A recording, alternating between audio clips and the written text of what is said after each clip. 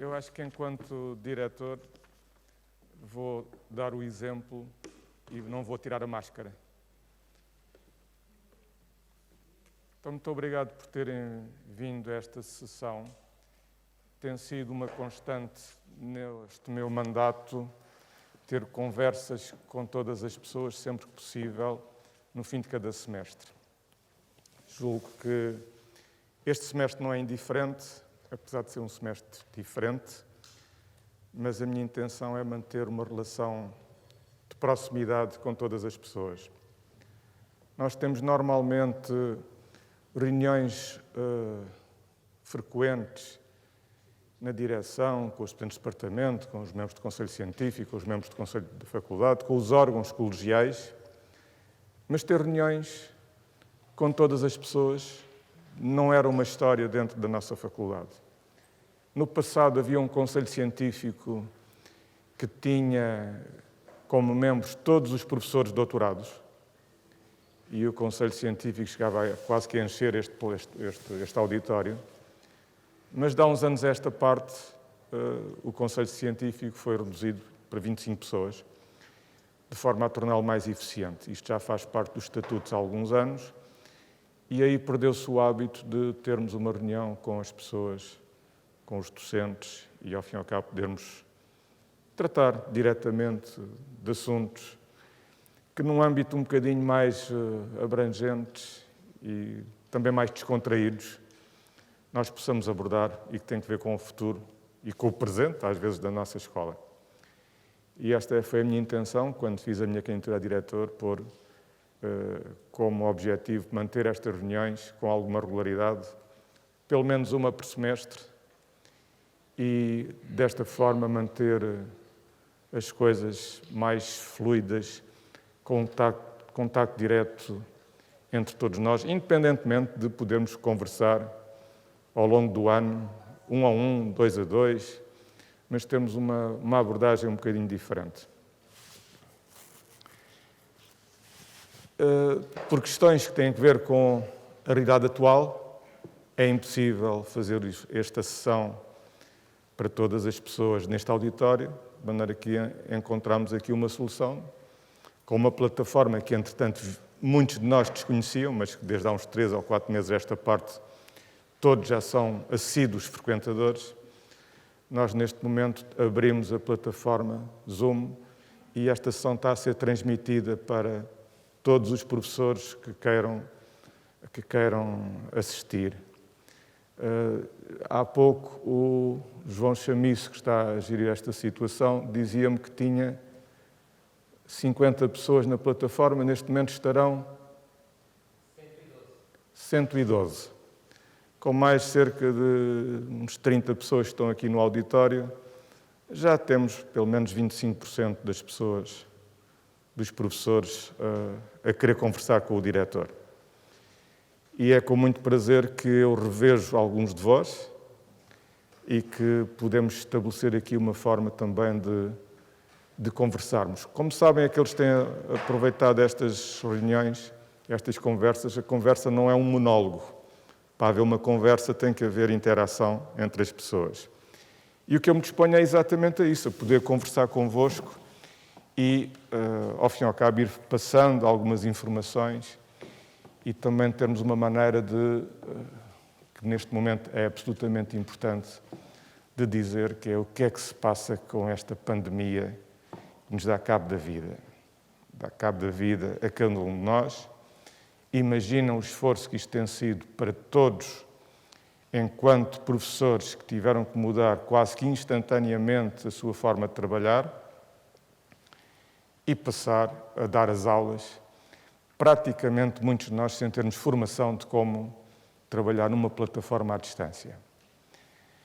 Esta é uma questão que eu gostaria de assinalar, porque a forma como tratamos esta situação tem sido espetacular. A reação dos alunos e a reação dos professores tem excedido-se em sempre as nossas expectativas. Quando no início estávamos com muito medo que as coisas pudessem dar para o torto, nós sentimos dos alunos reações de agradecimento aos professores pelo esforço que viram que estavam a fazer, porque eram ferramentas que não dominavam ou que não estavam habituados e que rapidamente se preocuparam em poder aprender a mexer, ao fim e ao cabo, na ferramenta para poder garantir o melhor ensino possível para a escola. Este é um facto que me permite ter muito orgulho em trabalhar convosco e poder, ao fim e ao cabo, participar num processo que, involuntariamente, nenhum de nós tem culpa pelo que aconteceu, nenhum de nós tem responsabilidade sobre o que aconteceu. A chamada doença da China, como diz o Trump, é uma forma um bocadinho pesada de falar na questão, mas o que é facto é que este ambiente de globalização em que nós vivemos atualmente favorece, ao fim e ao cabo, que estas situações se repitam e cada vez com maior intensidade. É uma tragédia que nos aconteceu em termos de humanidade, em todos os países, que não está resolvida, e o conhecimento que temos sobre esta situação é relativamente curto, ainda estamos a aprender, e estamos todos a aprender continuamente. Não sabemos o que é que vai acontecer amanhã. O grande desafio para a nossa escola e para todas as escolas e para todo o mundo é perceber o que é que vai acontecer em setembro, o que é que vai acontecer em outubro, o que é que vai acontecer em novembro e em dezembro, e se calhar em janeiro e por aí fora. Não é nada linear que estas situações sejam tão determinísticas que nós possamos tomar decisões conscientes, sem dúvidas. E não há governo nenhum do mundo que não tenha os seus problemas e que não tenha as suas próprias indecisões e as suas próprias...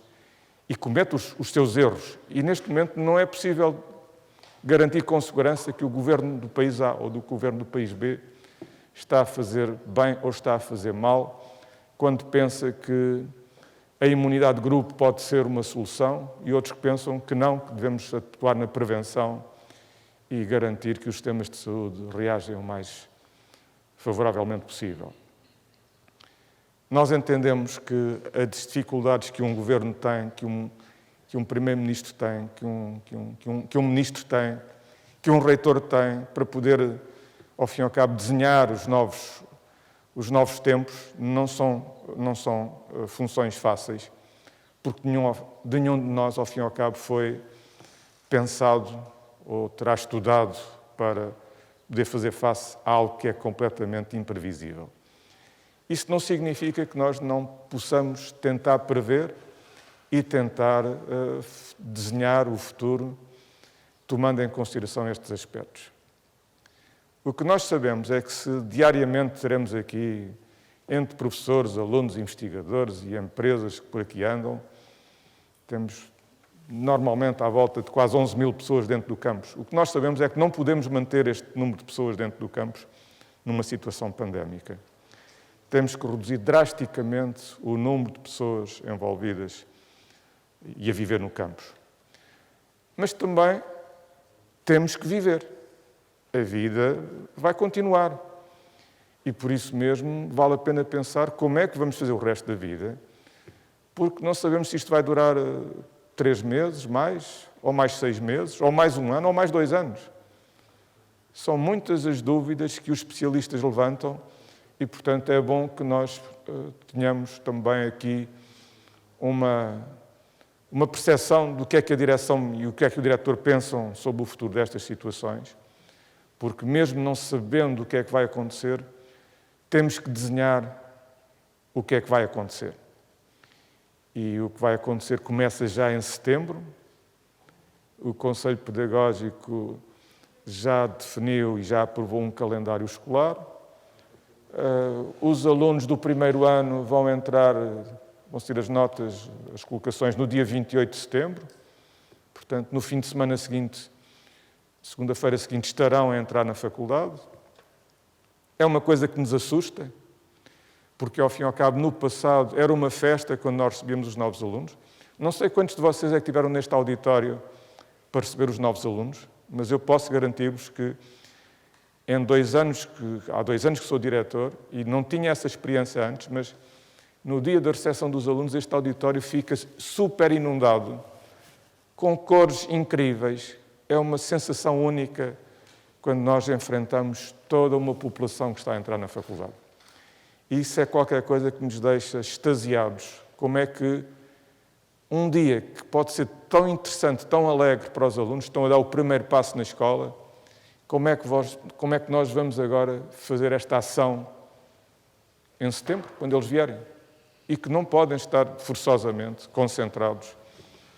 Termos aqui 1000 alunos, 1100 alunos, num espaço que só leva 500 cadeiras e com as condições atuais não pode levar mais do que 90 pessoas. Portanto, teremos que ser inovadores na forma como vamos pensar o novo semestre, o novo ano letivo.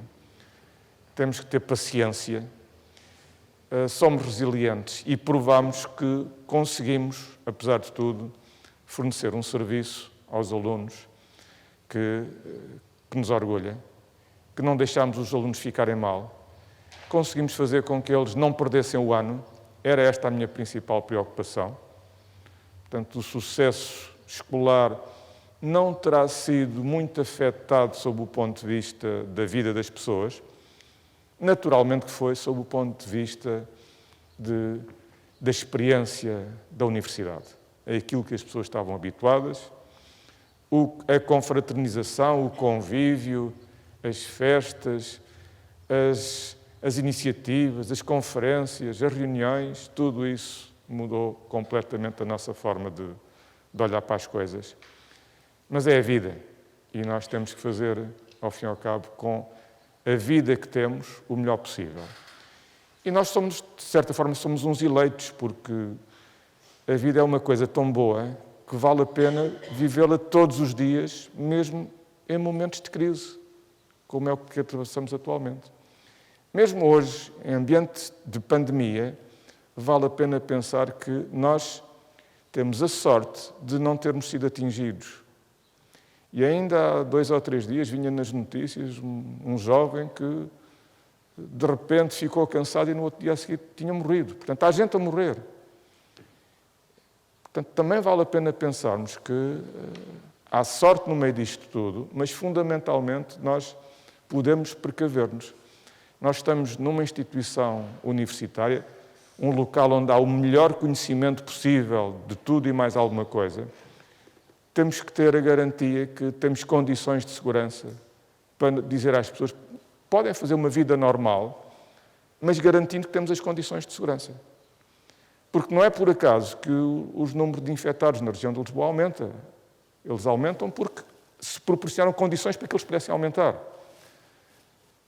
Se nós aqui conseguimos manter a distância social, a etiqueta respiratória, o uso da máscara, que devo alertar-vos que é obrigatória desde o primeiro momento, e não é só dentro dos edifícios, mas em todo o lado, é uma maneira de nós podermos minimizar as situações.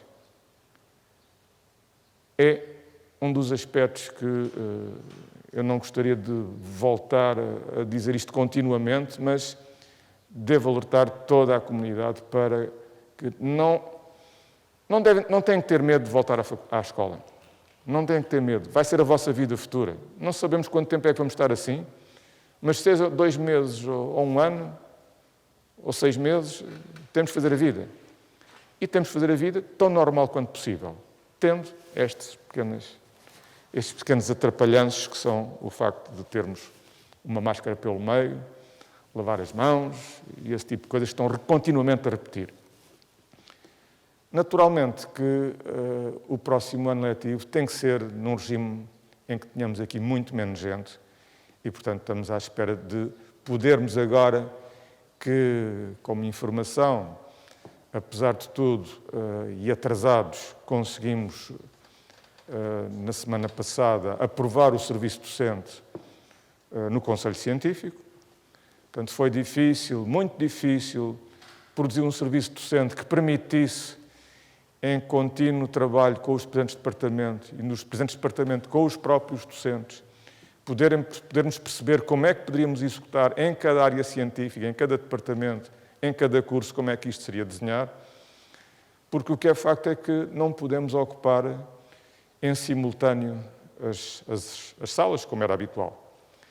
Não pode haver em simultâneo várias aulas a decorrerem e entram uns alunos e saem outros. Não, tem que haver um momento de limpeza pelo meio, de higienização e, portanto, tudo isso obriga a uma logística muito complicada. Portanto, conseguimos, efetivamente, aprovar o serviço docente. Foi um trabalho que exigiu da parte dos presentes departamentos uma reflexão completamente diferente daquela que era habitual. E agora já começamos a iniciar um processo que é o de fazer a logística das salas e das aulas e dos horários, de forma a garantir que temos um regime híbrido, ao fim e ao cabo, misturando ensino presencial com ensino à distância. Sob este ponto de vista, parece que é pacífico e todas as escolas estão a fazer isto, e há escolas, inclusivamente fora de Portugal, e algumas em Portugal, que vão fazer tudo exclusivamente à distância. Nós optámos, como muitas outras, ter um regime híbrido, privilegiando o ensino à distância nas situações em que não é preciso ter as pessoas cá e apostando no ensino presencial nas situações em que é preciso ter as pessoas cá. Estou-me a referir naturalmente às aulas práticas, às aulas laboratoriais. Um dos fatores competitivos da nossa parte é podermos proporcionar aos alunos um ensino muito vivo, muito experimental, muito laboratorial. E sem isso, a nossa imagem de marca deixa de fazer sentido.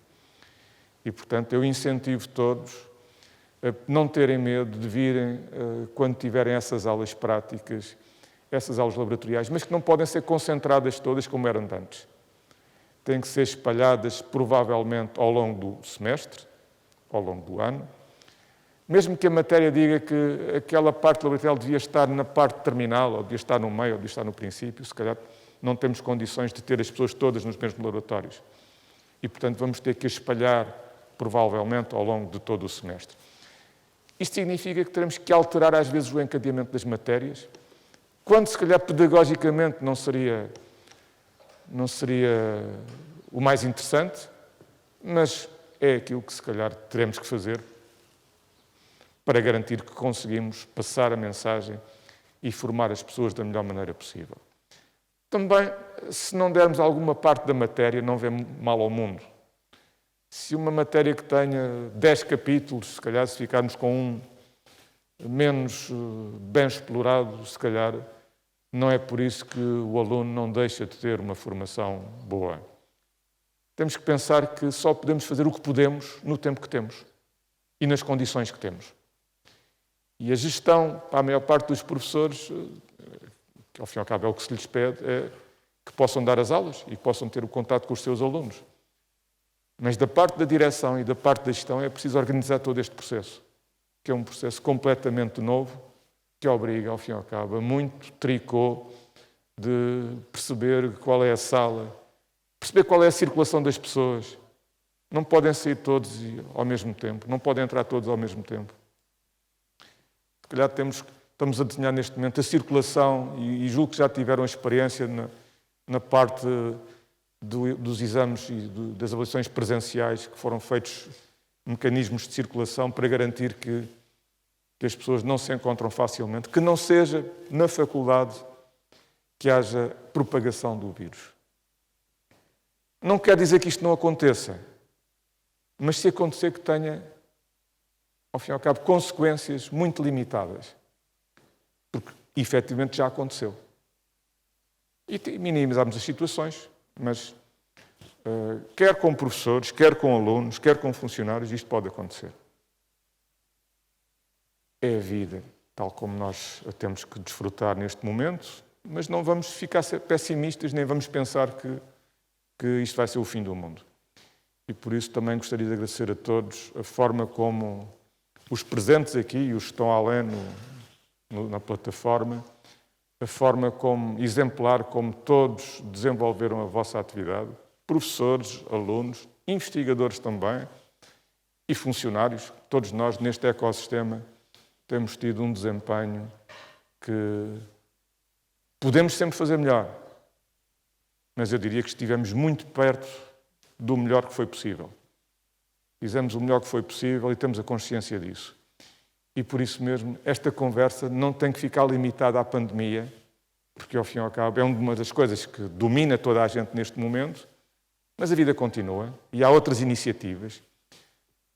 Apesar disto tudo, eu tenho estado constantemente, mas constantemente, a ser convidado para a iniciativa do Departamento A, a iniciativa do Departamento B, que está a organizar uma conferência, que está a organizar um webinar, que está a organizar...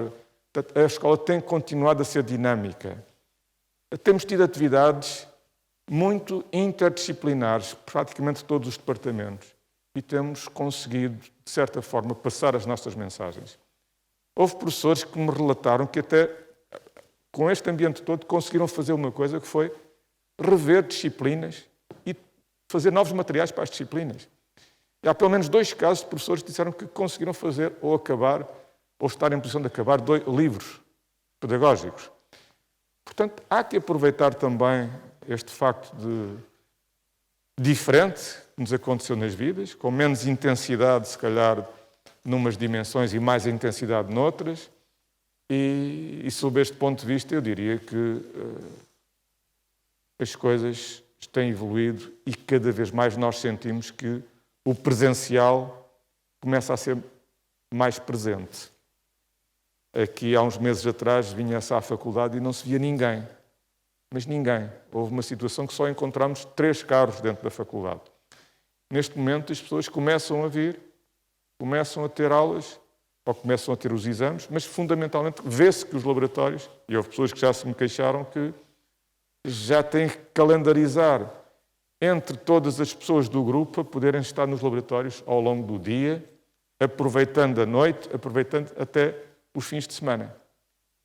E o que é facto é que isso vê-se na forma como a investigação se desenvolveu e que se continua a desenvolver, e que ainda esta manhã tive uma reunião de avaliação desta situação que permite perceber que, apesar de tudo, conseguimos ir produzindo resultados que são visíveis depois nos resultados dos próprios projetos e da própria investigação. Portanto, estas 2 valências entre docência e investigação, ao fim e ao cabo, são complementares e são os principais desígnios da universidade. E nem uma nem outra foram postas em causa. Está bom, fizemos isto durante um período relativamente pequeno, 3 meses, 4 meses. Será que vamos aguentar muito mais tempo neste regime?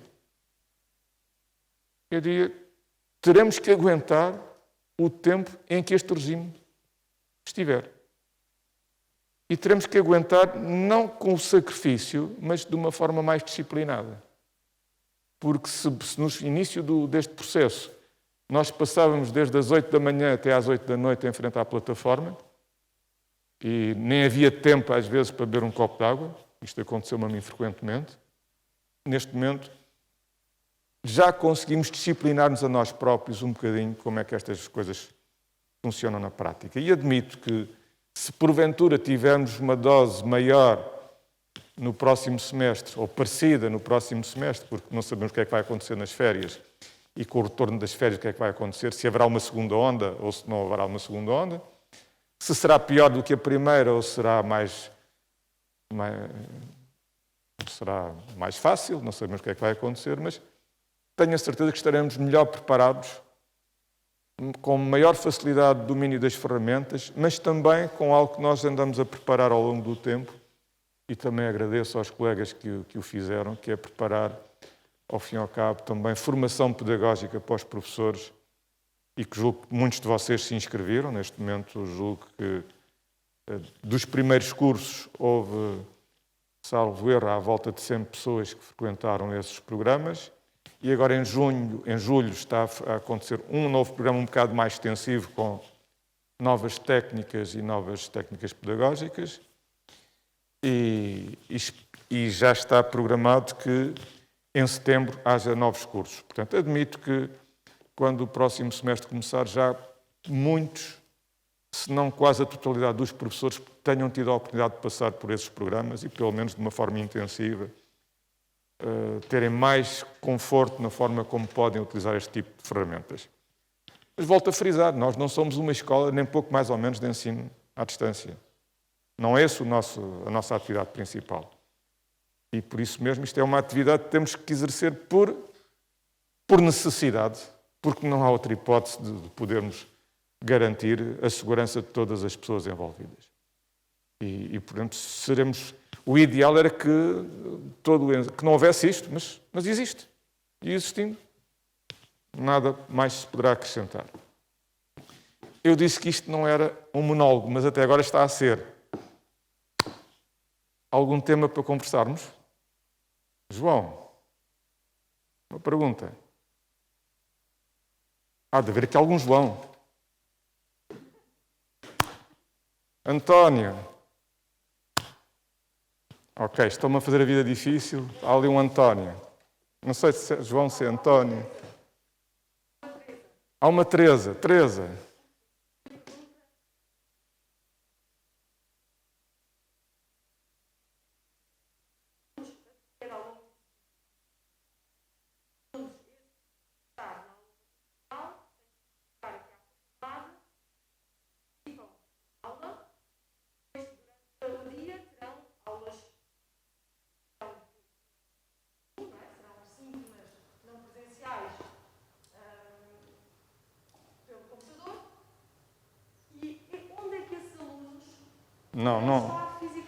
Não pode ser. Não podem ter uma aula de Zoom e depois uma aula presencial e depois uma aula de Zoom e depois outra aula presencial. Não, ou estão cá ou estão em casa. Portanto, temos que fazer isto desta maneira. Ou estão cá ou estão em casa. Porque senão não conseguimos reduzir o número de pessoas aqui. Portanto, este é o tricô que se está a produzir a nível dos serviços para podermos ver na prática como é. Temos uma ideia, fizemos várias simulações e agora temos que...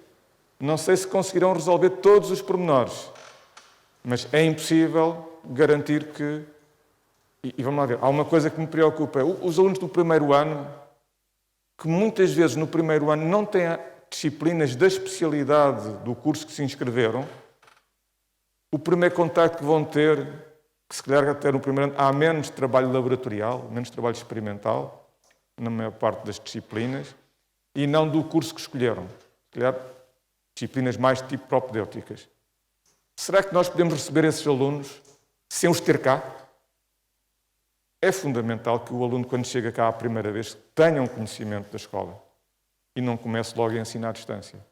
Portanto, também esse tipo de situações nós estamos a tentar acautelar. Para que haja contacto das pessoas, de todos os alunos. O ideal, que é uma coisa que começámos a pensar logo desde o princípio, é que se dividirmos a turma em 3, tivéssemos 1/3 da turma na sala e 2/3 à distância. Isto no ensino presencial. Parte mais teórica ou teórico-prática. Isso significaria que tínhamos tecnologia e condições nas quase 100 salas que temos espalhadas pelo campus para podermos ter 1/3 dos alunos dentro da escola. Nós fizemos um projeto desta natureza, apresentámos na reitoria, temos discutido isto também no âmbito do Colégio de Diretores. E temos aqui problemas de duas naturezas. Uma é a natureza do tempo. Temos pouco tempo para poder montar isto. Isto significa ter computadores nas salas para poderem projetar nos ecrãs que possam ser filmadas para as pessoas receberem em casa. Mas temos problema de outra natureza, que é, além das câmaras, dos computadores, dos microfones, para tornar as coisas dinâmicas, e que não temos tempo para fazer isto, até setembro, isto obriga a implementação de muitas coisas que nós não estamos preparados. O outro problema é o dinheiro. Portanto, na universidade toda fez-se uma estimativa e isto deu qualquer coisa como 8 milhões de euros. E não há hipótese, nem pouco mais ou menos, de fazer isto.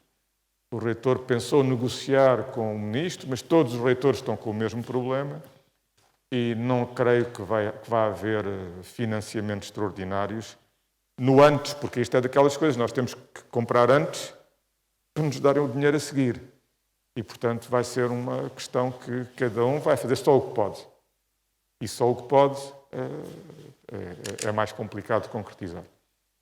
E, portanto, É possível que em algumas salas isso se consiga fazer, mas na esmagadora maioria não se vai conseguir fazer. E, portanto, teremos que, para já, desistir desta situação, mas está um grupo de trabalho constituído aqui na faculdade em articulação com a reitoria, para ver o que é que se pode fazer disto. De vez em quando faz-se uma asneira, não é? Acho que, para decidir, acho que não devia ter tirado isto. Atrapalha. É um exemplo concreto que nós, apesar de tudo, a nossa etiqueta de trabalho com estas coisas ainda dependemos muito de hábitos que cada um tem e nem sempre fazemos as coisas como devem ser. Mas, portanto, a resposta à sua pergunta é esta mesmo. Não podemos ter cá as pessoas portanto, um dia será mais destinado a uma coisa, outro dia será mais destinado a outra, e isto vai rodando, e se, porventura, o aluno tiver aulas, um terço da turma tiver aulas presenciais hoje, o outro terço será, se calhar, na próxima semana, e depois o outro terço será na outra semana a seguir, ou no dia a seguir, mas por forma a garantir que isto acalme em termos de intensidade de pessoas dentro da escola. Mas é uma questão importante e é essa que vai ser difícil de gerir no pouco tempo que temos até setembro. Estamos no fim do semestre, no fim do mês, e no dia 14 de setembro já temos de ter estas coisas todas prontas para arrancar o segundo, terceiro, quarto e quinto anos.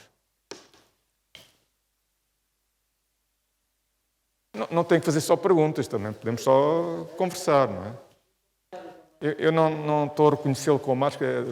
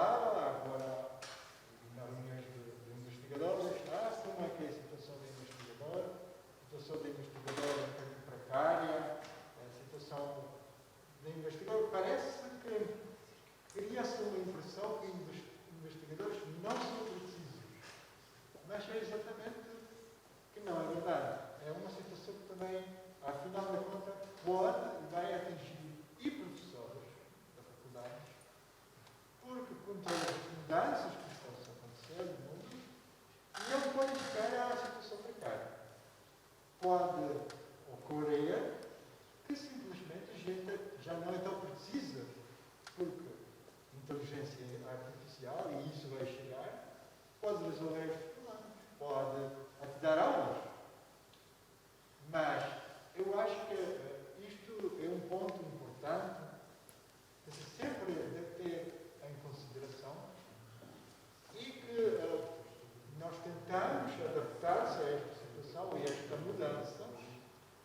melhor maneira possível aqui para aproveitar de todos, claro.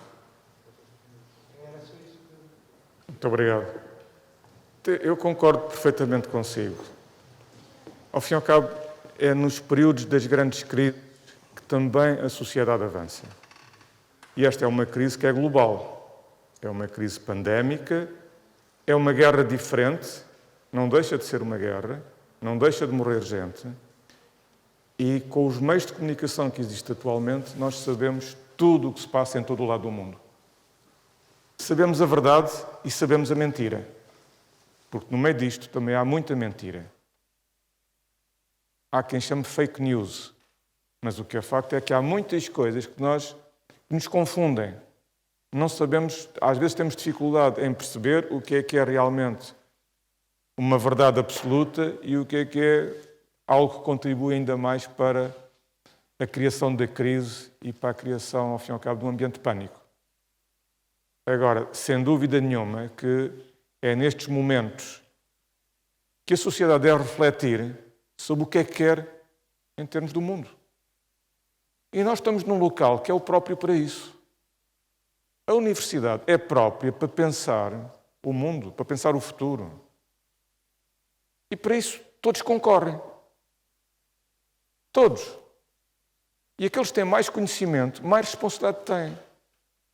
E, ao fim e ao cabo, pelas suas qualificações, mas fundamentalmente pela sua capacidade de análise, pela sua capacidade de interpretação das situações, pela sua criatividade, pela sua forma de investigação, pelos métodos que utilizam, pelo método científico, se calhar nós podemos ir um bocadinho mais além. E o que acontece é que também, às vezes, a universidade é um bocado individualista na forma como olha para estas coisas. Eu olho sob a minha perspectiva. Mas o que é que acontece se eu conseguir também quebrar algumas destas barreiras que eu tenho, que às vezes são mentais e às vezes são mesmo físicas?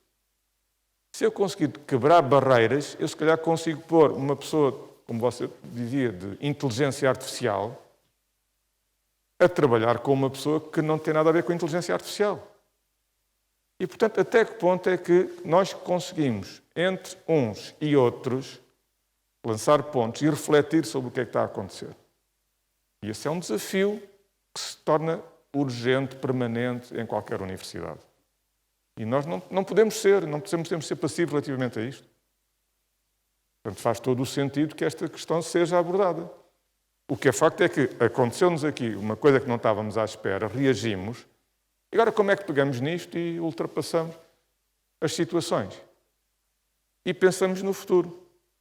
Porque esta questão de dizer, professores aqui, investigadores ali, desculpem lá, mas eu não entendo. Todo o professor é um investigador e todo o investigador é um professor. Acima de tudo, o que nos une é o nosso gosto por podermos descobrir coisas. O desconhecido para nós é o que nos excita. Se eu souber como é que isto vai acabar, eu perco o interesse até por ser diretor. Porque o que está na massa, ao fim e ao cabo, do sangue de um professor, de uma pessoa como nós, ao fim e ao cabo, é o nosso ADN. É o nosso ADN que quer andar à procura de respostas para as coisas que não sabe como é que vão acabar. Porque se eu sei como é que aquilo vai acabar, o interesse deixa de ser... Somos um bocado como crianças que pegam no brinquedo, desmontam o brinquedo. Já viu como é que aquilo se desmonta? Então agora passo para outro. E depois não o voltamos a armar. E é este sentimento que realmente une as pessoas que gostam de ciência, que gostam de, ao fim e ao cabo, perceber como é que as coisas funcionam e que eu diria que andamos à procura da verdade. Se qualquer que seja a verdade, se formos para uma área mais filosófica. Mas é esta a questão. Portanto, o que é que eu faço com este conhecimento? Sim, senhor. Depois temos coisas pragmáticas. As coisas pragmáticas, aí temos outro caminho a percorrer. Sim, senhor, temos concursos, temos projetos, temos progressões nas carreiras, temos leis, temos financiamentos e também temos a falta deles. E às vezes a falta de leis e de regulamentos internos. Uma das coisas que eu notei quando cheguei à faculdade foi que, ao fim e ao cabo, nós estamos nesta escola há 43 anos, vamos fazer agora em novembro, mas... E começámos do zero. E as sucessivas direções que houve anteriormente foram se preocupando em, ao fim e ao cabo, em fazer crescer a faculdade, em fazer edifícios, em criar condições para que houvesse laboratórios, para que houvesse ensino, que houvesse alunos, que houvesse... Tudo isto está em crescimento. Mas em 40 anos, tudo pode acontecer. Vamos só olhar para os últimos 20 anos. Há 20 anos atrás, fazer um doutoramento era uma coisa rara. O nosso sistema científico começou praticamente há 20 anos atrás. Se nós olharmos para a progressão do número de doutorados que se fez nos últimos 20 anos, é uma curva astronómica, mas quando, em 2000 estava mesmo cá muito por baixo. A maior parte das pessoas, como eu, se gostavam disto, a única hipótese, quase a única hipótese, era ir para o estrangeiro. Porque se não fizessem um doutoramento, passados, e imaginem só, eram 4 anos de assistente estagiário, mais 6 anos de assistente, mais 2 anos de poder pedir adiamento para entregar o doutoramento, mais 1 ano de atrasos. Se a pessoa fizesse o doutoramento aos 36, ou 37, ou 38 anos, era impossível quase fazer isso antes dessa idade. Com este esquema, a pessoa, quando chegava à altura de ter uma posição na faculdade, já era velha. Atualmente as coisas são substancialmente diferentes. E, no entanto, muitas das leis e muitos dos regulamentos vêm de há 10 anos atrás, há 15 anos atrás. Um dos esforços que eu sinto necessidade de fazer aqui é adaptarmos os nossos regulamentos, as nossas leis internas, para fazer face a esta nova realidade. Como sabem, a primeira vez que houve uma lei que, sob o ponto de vista de investigadores, surgiu exatamente quando eu tomei posse. Tive a sorte de poder assinar contratos e limpar a situação que estava corrente de pessoas que tinham, ao fim e ao cabo, uma vida complicada, porque era uma vida como dizia há pouco, precária. Era uma vida precária. E continua a ser, que é o que me preocupa a mim. É que continua a ser.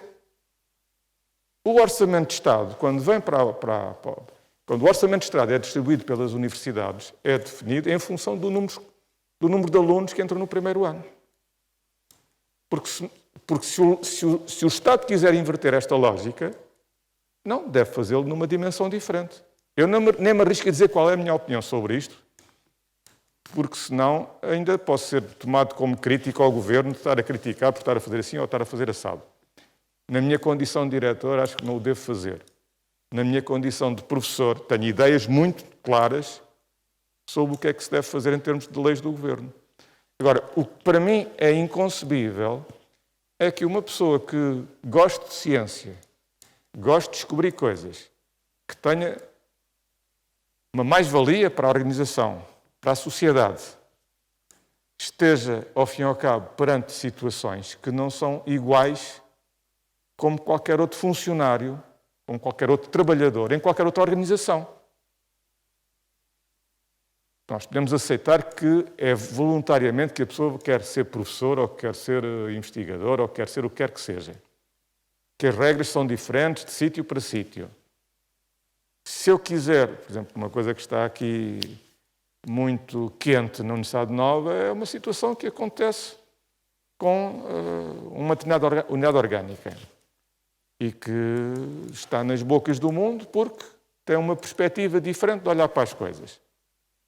Nós aqui temos uma perspectiva que é a perspectiva de garantir que o nosso aluno tenha acesso às melhores fontes de conhecimento. E, portanto, a investigação aqui é uma realidade. É uma realidade. Em todos os departamentos. Sim, mas há 10 anos atrás havia departamentos que estavam mais avançados do que outros. E o que eu digo é, neste momento, não há nenhum departamento que possa sobreviver sem fazer investigação. Não pode, porque os seus cursos não passam depois nas acreditações, porque os seus centros de investigação não têm classificações e ninguém gosta de ficar com más classificações. E, portanto, há aqui toda uma conjuntura que nos permite garantir, de alguma maneira, que a realidade é completamente diferente. E, portanto, as escolas, as universidades têm que se adaptar a esta realidade que é completamente diferente do que acontecia, se calhar, há 10 anos atrás. E se há 10 anos atrás, se calhar, o meu centro de investigação, o que gostaria era de fazer qualquer coisinha, não, e agora já não só quero fazer qualquer coisinha, mas quero fazer qualquer coisinha no não sei aonde.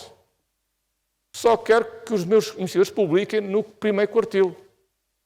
Enquanto daqui a 10 anos eu só queria que os investigadores fizessem qualquer coisa. O que se exige agora é completamente diferente. Por exemplo, eu pertenço frequentemente a júris universitários, há escolas que põem nos requisitos para professor auxiliar. Não é para associado nem para catedrático. Sim, senhor, tem que ter pelo menos não sei quantas publicações e não sei quantas do Q1 da Scopus e não sei quantas no Q1 da Easy Web of Science e não especificam concretamente o que é que aceitam como... Isto não tem que ver com mérito absoluto, tem que ver com critérios de admissão. Porque, ao fim e ao cabo, quando a sociedade toda ela cresce, os seus membros, isto cada vez se torna mais competitivo. E, portanto, como a única forma de entrada, de uma forma clara, na universidade é pela docência, e é aqui que temos o problema.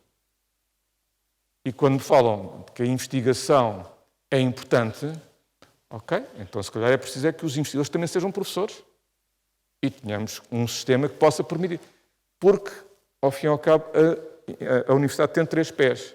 É a docência, até a geração de conhecimento, que é a investigação. É a docência, que é a transmissão do conhecimento.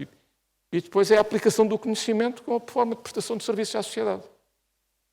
Qualquer uma delas é importante. O que é que me interessa eu produzir muita investigação se não conseguir passar para o mundo? E, portanto, é com base nestes 3 componentes do ecossistema que nós, ao fim e ao cabo, podemos desenvolver melhor conhecimento para, atenção, para garantir que os nossos alunos vão ser melhores profissionais. Esta é a grande missão da universidade. Porque, desculpem que vos diga, mas paper pelo paper, o que eu sinto nos últimos júris em que tenho estado presentes, já há um sentimento muito diferente relativamente a este assunto. Não é por eu ter 50 papers que sou um grande investigador. Se eu tiver um paper que seja único e que esse paper mostre que eu mudei o mundo, ou que eu ajudei a mudar o mundo naquela componente em particular, isso vale mais para um júri do que ter uma pessoa que tem muitos papers. Depende de setor para setor, depende da área de científica para a área científica, depende da história das coisas. O que eu sei também é que é impossível, num trabalho de investigação, fazer trabalho individual. Cada vez mais o trabalho em equipa vale mais. E por isso mesmo torna mais difícil a avaliação das pessoas que submetem estes concursos. Até que ponto é que este trabalho é daquele ou é do outro? Ou é do outro e do outro e do outro? Cada vez mais uma avaliação de pessoas baseadas num Excel, que é a ferramenta que todas as pessoas utilizam, todas as escolas utilizam, é uma forma que às vezes eu já tenho estado em júris que a diferença às vezes é de milésimas. Como é que eu posso tomar uma decisão com base em milésimas? Isto acontece na prática. Estamos a falar de coisas pragmáticas. Uma coisa é filosoficamente como é que nós falamos e trabalhamos na universidade. Outra coisa é pragmaticamente porque é que passa este e não passa aquele. E eu devo dizer-vos que nós aqui fizemos uma coisa que é única no panorama nacional, que foi aprovado no anterior Conselho Científico, foi derivado do Decreto-Lei de Execução Orçamental que foi publicado o ano passado. Como sabem, abrimos 19 concursos com 93 posições. É um investimento importante para a escola. E está agora a chegar ao fim. Apesar de tudo, estamos a chegar ao fim. Já assinei um contrato com um dos colegas. É claro que naquelas situações em que havia poucos concorrentes foi mais fácil os júris chegarem a acordo. E neste momento há algumas situações que que são complicadas, mas era o que já se estava a prever, quando há mais candidatos do que vagas. A grande vantagem que temos neste processo é que são candidatos da própria casa, não há candidatos externos. Também podem dizer, mas é uma lei que não é uma lei boa, que não é. É uma lei que privilegia pessoas que tenham mais do que 10 anos de antiguidade e que coloca problemas dramáticos na nossa organização, porque pessoas que tenham um currículo excepcional, mas que tenham 9 anos, não podem concorrer. E um tipo que tem 20 anos e que fez muito menos, se calhar pode concorrer.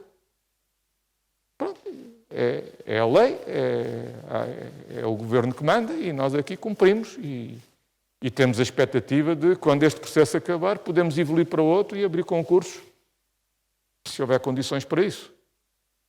Tem que haver. Mas, portanto, são situações que são muito, muito divergentes. Portanto, o ideal era que houvesse uma carreira única, na minha perspectiva, que era uma carreira de professor mais dirigido para a vertente da docência ou professor mais dirigido para a vertente científica de investigação.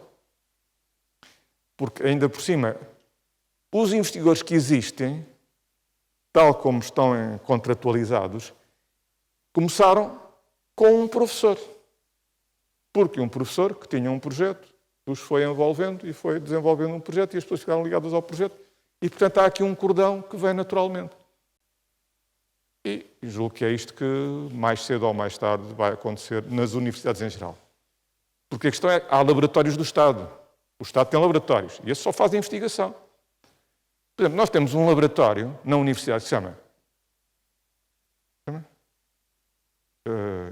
ITQB, não é? Esse instituto só faz investigação. Só faz investigação, não tem curso de licenciatura. Portanto, é diferente.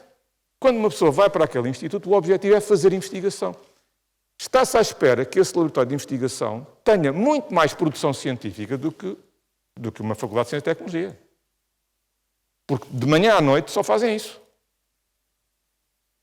E os cursos que têm ou são mestrados ou são doutoramentos. E muitas vezes têm articulação connosco. Portanto, a mesma coisa com a Escola Nacional de Saúde Pública, que é uma instituição da Universidade Nova de Lisboa, e com o Instituto de Higiene e Medicina Tropical, que também é um laboratório, também não tem curso de licenciatura. Portanto, na Universidade Nova há vários cenários diferentes, mas há outros laboratórios e outras valências. Por isso, é este o ecossistema. Alexandra?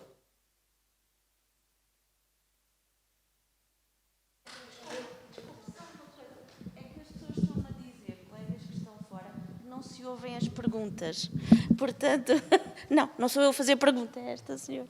Obrigada. Bom dia. É Cláudia Pereira, eu estou no Departamento de Química. Relativamente às avaliações de que falou nos concursos para professor, os critérios que são tidos em conta estão escritos em algum Diário da República, por exemplo, ou para cada concurso há critérios diferentes que se têm em consideração. E isto também diz muito respeito, por exemplo, à avaliação dos investigadores, que não é feita. Nós não sabemos exatamente para que é que estamos a trabalhar. Se é para o número de artigos, se é para a qualidade dos artigos, se é para as aulas que alguns dão e outros não dão, se é para o dinheiro que se consegue angariar, isso ainda não está feito e é urgente fazer-se. Ok. No caso da primeira parte da conversa, isto não é pergunta-resposta, que fique claro. É uma conversa. É óbvio que há leis que enquadram os concursos. Depois, em cada instituição, em cada escola, em cada universidade, o Conselho Científico aprova os seus próprios requisitos. O Conselho Científico da Universidade do Porto não tem nada a ver com a especificação que o Conselho Científico da Faculdade de Ciência e Tecnologia da Universidade de Lisboa puder fazer. Podem ser diferentes. Um pode exigir determinado tipo de requisitos. O outro pode exigir outro tipo de requisitos. Mais ainda, mesmo dentro da Universidade Nova de Lisboa, a unidade orgânica A e a unidade orgânica B podem pôr requisitos diferentes, às vezes substancialmente diferentes. Porquê? Porque temos autonomia. Temos autonomia científica e temos autonomia pedagógica. E esse é um valor que nós não prescindimos. Senão, era tudo igual em todo o lado. Havia uma lei única e não havia diferenciação entre nenhumas entidades. O que pode ser uma solução, pode ser uma hipótese. Por exemplo, em Espanha, os professores não são promovidos dentro de cada escola. Vão a um concurso nacional e é o concurso nacional que diz onde é que eles são colocados. É diferente. Cada país tem a sua forma de atuação. Até pode acontecer, num caso concreto, de uma unidade orgânica específica, porque concursos para a área científica tal tenham estes requisitos. E para a área científica, não sei quantos, tenham outros requisitos. Pode ser diferente de unidade orgânica para unidade orgânica. Mais exigente ou menos exigente. Isto aconteceu também aqui. Houve áreas científicas que puseram requisitos mais exigentes e outros que puseram requisitos menos exigentes. E também aconteceu que isto, como sabem, isto foi feito em termos do número de pessoas que era possível promover para atingirmos 50% no número de professores catedráticos e associados. Mas devo dizer-vos também que já houve situações, ainda não homologadas, mas já houve situações, em que os concorrentes não prefizeram o número de vagas que estava disponível. Porque o júri considerou que não estavam em condições de conseguir obter mérito absoluto. Portanto, é que não só tem que haver a vaga, como a pessoa também tem que ter o seu currículo suficientemente robusto para ter pelo menos os 50 pontos para garantir que tem mérito absoluto. Porque pode morrer logo à nascença. Em termos de critério de admissibilidade, olha, não tem, nem sequer tem condições para concorrer porque pediam não sei quantos artigos naquela revista ou naquela outra e ele nem sequer cumpre isso. Isso, a lei permite isso e os conselhos científicos decidem em cada área aquilo que são órgãos colegiais e, portanto, uma vez decidido, é decidido. A questão das estratégias de investigação e dos investigadores. Eu devo dizer-vos que recebi, tinha pedido que colocassem perguntas para aqueles que não pudessem estar aqui, colocassem perguntas. E nesta população toda tive 3 questões que foram colocadas e todas de investigadores. E todas à volta deste mesmo assunto que acabou de colocar. A questão da investigação é novidade para nós, em termos de decisão, ao fim e ao cabo, de como é que isto vai acontecer no futuro. Nem sonham a quantidade de vezes que isto já foi abordado no Colégio de Diretores, nas reuniões que eu mantenho regularmente no consórcio das escolas de engenharia e nas reuniões que temos cá dentro. Quando eu vim para diretor, uma das coisas que eu pensei é que temos que ter uma direção só vocacionada para a investigação. Tenho aqui o meu colega João Carlos Lima, que foi a minha aposta nesta área, e agradeço ao João Carlos Lima ter aceito, como agradeço a todos os membros da minha equipa, que é a vossa equipa, a equipa de subdiretores, que sem eles eu não conseguia estar aqui hoje. E devo reconhecer publicamente isto a todos eles. E também ao resto da equipa que me acompanha, que são os diretores, os presidentes dos departamentos, que me têm ajudado a fazer, ao fim e ao cabo, a montar tudo isto. Que não é uma coisa que se faça assim. Nem pouco mais ou menos. Assim que eu tomei posse, aconteceu logo a contratualização dos investigadores. Desde essa altura que andamos a trabalhar num regulamento a nível da reitoria para este efeito. Esse trabalho com muitos avanços e com muitos recuos, nós temos na reitoria uma vice-reitora dirigida só para esta área e ainda não estabilizou a coisa sob este ponto de vista.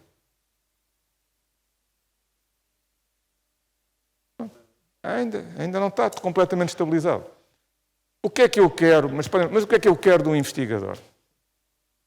O que é que eu quero de um sistema universitário que tenha professores e que tenha investigadores? Portanto, já perceberam qual é a minha intenção? Qual é professor mais para a vertente investigadora, professor mais para a vertente de docência, professor híbrido. Pode haver estas questões todas. Mas o que eu sei é que todos os anos há pessoas boas. Todos os anos há pessoas excepcionais. Nós recebemos todos os anos 1.100 alunos por ano. É provável que no fim de cada ano saiam dali, daqueles 1.200, se houver 1.000 que fazem o curso, que muitos deles vão querer ser mais qualquer coisa do que só mestres ou do que licenciados. É provável que muitos deles queiram estudar mais. Nós, por ano, fazemos número redondos 100 doutores. Número redondos. 100 doutores. Nós somos 400 professores. Se destes 100 doutores houver, todos os anos, 1%, 2%, 3% de pessoas que queiram progredir na carreira enquanto investigadores, nesta lógica, investigadores docentes, temos de dar resposta a isto. Temos que haver uma maneira de dar resposta a isto. E se nós temos um copo cheio de água e se queremos pôr lá mais água em cima, ela transborda, não cabe lá. É fácil de perceber. E a questão é, quanto é que o copo está cheio ou não está? Como eu recebi a herança que recebi com as condições que todos nós conhecemos. Não fui eu que dimensionei as coisas desta maneira, não fomos nós. E quando apanhamos isto, agora temos um copo que vem cheio com situações do passado que têm dezenas de anos.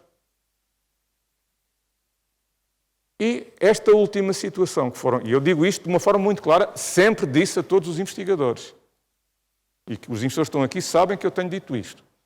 Eu dou todo o gás, faço os contratos todos e alerto-os sempre. No fim deste contrato, não sei se o diretor que estiver cá na altura, que provavelmente não serei eu, quando vocês acabarem o contrato, não sei se terá condições para vos poder contratar. Não sei. Ninguém sabe. Porque isto é tudo muito fácil quando o dinheiro vem do ar. Do ar quer dizer, da Fundação para a Ciência e Tecnologia. Se amanhã o dinheiro não vier da Fundação para a Ciência e Tecnologia, não sabemos como é que a Universidade pode garantir o pagamento dessas pessoas. E o grande dilema de toda a universidade em Portugal é este. E é por isso que ninguém dá uma resposta fácil. Porque não há. Se o Estado realmente fizer o que diz que quer fazer, que é apostar na ciência, na investigação, então que contratualize, como contratualizou com as universidades há 10 anos atrás, o financiamento universitário nos moldes que foi, e que agora está em ruptura completa, não é? Está em ruptura porque os custos vão aumentando. Nós até reduzimos o número de professores, por incrível que pareça, nós reduzimos sensivelmente o número de professores nos últimos 10 anos. Mas os custos com os docentes aumentaram. Os custos com o pessoal aumentaram. E, portanto, como as receitas não aumentaram na mesma proporção, o gap que existe entre uma coisa e outra assusta-nos. Assusta toda a gente. E, portanto, temos que ir gerindo isto com muita negociação com o reitor, com o ministro, com as entidades envolvidas, com o governo. E isto é uma coisa que a mim, em termos particulares de diretor, me preocupa porque o que eu quero garantir às pessoas é que se lhes disser, olha, você tem aqui uma vida confortável e tem condições para... Isto é o que eu gostaria de dizer. É aquilo que eu preciso, é aquilo que eu acredito. Se eu consigo fazer, mesmo que não seja eu que seja um futuro diretor, não sei, porque a questão é esta, os diretores passam, mas as pessoas são as mesmas. As pessoas têm nome. E quando as pessoas têm nome, a pessoa está à espera de resolver a sua vida. E não é aos 40 anos, quando perdeu toda a sua capacidade negocial em termos da sua vida profissional, que vai mudar de vida. Eu acho, desculpem que vos diga, mas acho que isto é imoral. E eu não quero embarcar nesse barco. Não quero estar a propor coisas imorais. Eu podia dizer assim, olha, eu posso ser um político e o político pode dizer o que lhe apetece. Não tenha problema nenhum. Olha, o seu futuro aqui está assegurado. Amanhã vou-me embora, está cá outro e olha, afinal não está. E por isso é que eu digo às pessoas é, sim senhor, façam pela vossa vida, arranjem um currículo, seja competitivo em qualquer lado do mundo, e se quando houver concursos, concorram. Ou então pensem duas vezes, olha, aquilo que eu estou a fazer não é suficientemente significativo. Aquilo que eu pensava em termos práticos, se calhar não está a dar os resultados que eu pensava. A concorrência é muita e o melhor é, se calhar, procurar um emprego no outro lado qualquer. E é por isso que eu invisto aqui nesta senhora que está aqui, não sendo docente, está a organizar o IRIS, que garante uma infraestrutura como a faculdade nunca teve, para dar apoio a estas dimensões. Não só na lógica dos professores, mas também dos investigadores, para conseguirem criar competências capazes de valorizarem o seu percurso profissional e chegarem a qualquer lado do mundo. Olha, eu fui investigador da Universidade Nova de Lisboa, tenho muito orgulho em ter passado por lá, deram-me condições para eu poder exercer melhor a minha profissão e estou aqui.